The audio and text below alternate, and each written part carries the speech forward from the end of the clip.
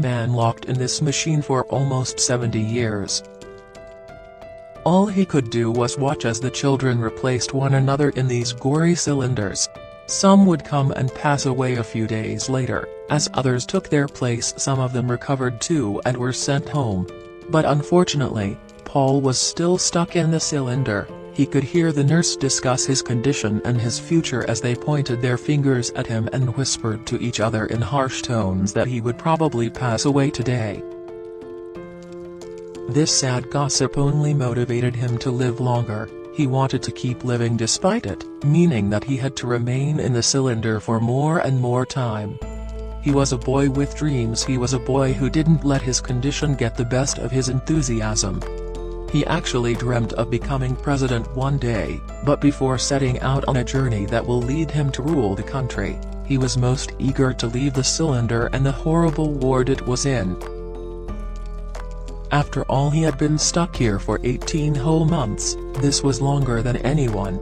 Now you must be wondering, what exactly is this cylinder? Why was Paul put in it, and why are there only 2 ways to exit it, and how did Paul even manage to get away from his captors? Hailing from Dallas, Texas, Paul was just like any other ordinary 6-year-old boy. In the unlucky summer of 1952, Paul fell victim to a terrible viral disease like hundreds of other children called paralytic poliomyelitis. Around 60,000 cases of polio were reported that year, and more than 3,000 among these were fatal. The ones who didn't pass away still suffered because more than 20,000 people were left with disabilities in the wake of this outbreak. All public interaction places were shut down, including swimming pools, bowling alleys and cafes.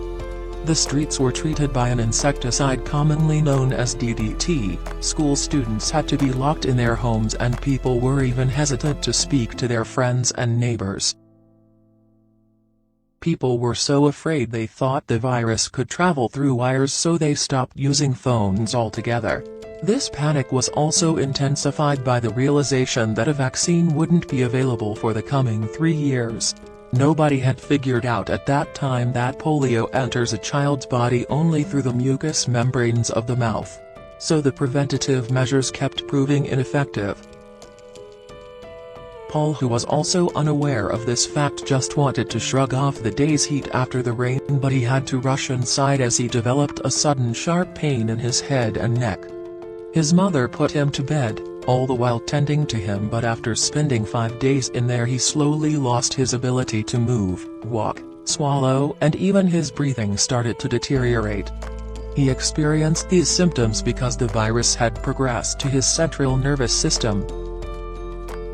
This in turn led to the demise of cells that are vital to muscular mobility, and as far as we know, the respiratory system, though it functions passively, is dependent on muscular movements, and with the loss of ability to breathe, the need for an artificial lung developed. That's where the cylinder came in. It's also called the iron lung.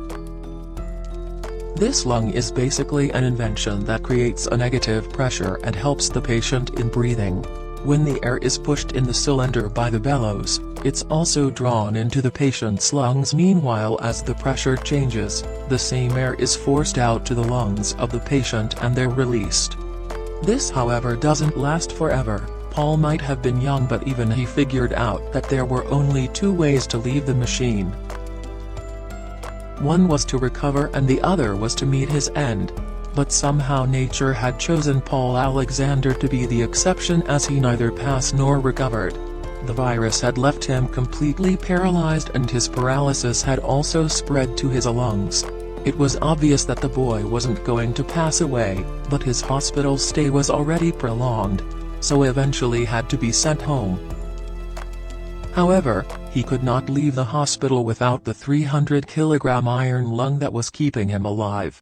This was a challenge for Paul's entire family, for they had to adjust with the humming noise of the machine that was now going to be a permanent part of their lives. When the machine went silent, it meant Paul was not breathing, and it did go silent every time they were hit with a power outage. They sometimes had to ask neighbors to help them, as it was a tiring process. Paul would encourage his own body to breathe in and hold on to each breath a little longer. He was quite fond of Mrs. Sullivan, the March of Dimes therapist. She taught him an alternative trick of breathing called glossopharyngeal breathing. It's a breathing technique where you're supposed to deliberately trap air in your mouth and push it down with the help of your tongue. It was also called frog breathing, and it truly did become one of the reasons he managed to survive. Paul was eager to study. He was an ambitious young man, and whatever he lacked in physical ability, he more than made up for in intellectual capabilities. He knew that intelligence was the only tool he could utilize to achieve something in life. This is where Mrs. Sullivan knew she had to motivate him. She made him a deal that if he managed to make himself frog breathe for 3 minutes. Surprisingly, in 1967, Paul Alexander graduated from high school and got all straight A's except in biology, where he got a B because he was unable to dissect a rat. On his graduation day, Paul's happiness was doubled when he became the proud owner of an adorable little dog he called Ginger. Iron lung is the only device that produces a negative pressure opposing the atmospheric pressure, whereas all the latest equipment produces positive pressure. This would not be able to help Paul as his lungs had atrophied. Paul is now 74 years old and has outlived almost everyone he knew. So what if he wasn't able to break free from the iron lung permanently? It did become a legendary story that inspires many to greatness. In the year 2020, he left the lung and the country.